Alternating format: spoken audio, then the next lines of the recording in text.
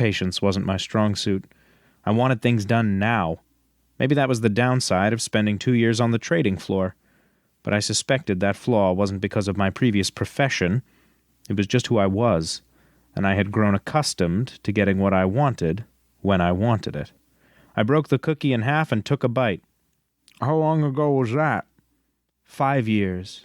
She eyed the remaining piece of cookie, so I pushed the plate closer to her. That's how I met him. At first, things were great.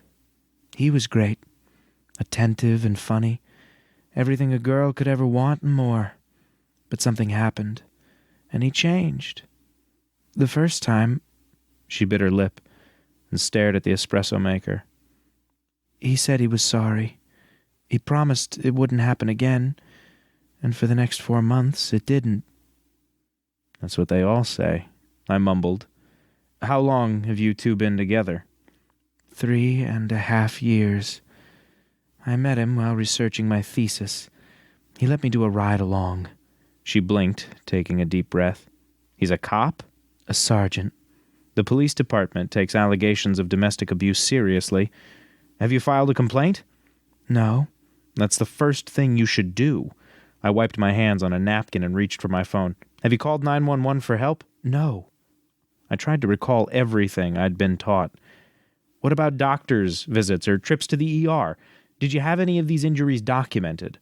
No, I don't have insurance, and it's never been that bad. I stared at her. No, Miss McNamara, it is bad. You know that. That's why you sought help. Have you tried breaking up with him? Once. Her eyes grew bright and wet. I shouldn't be talking to you. I shouldn't be here. What did he do when you left him? She swallowed and stared at the cookie crumbs on the plate. He found me. He'll always find me. He doesn't want me to leave. Going would be suicide. I know it. Have you considered filing a restraining order? How can I? We live together.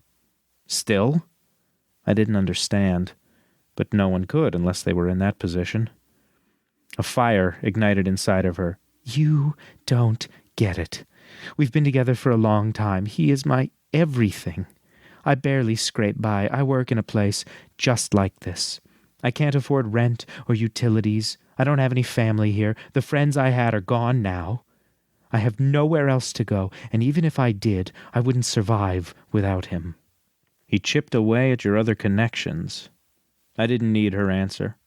I knew enough to know this is how situations like this started. The abuser craved a sense of power and control over the abused, even though the reason for his behavior was often because of his own fear and insecurities. He wanted her alone, and all to himself. He needed to be needed, so he created the ideal situation to make that happen. Honestly, I didn't give a shit about the psychology. I just wanted to break the cycle in this guy's face.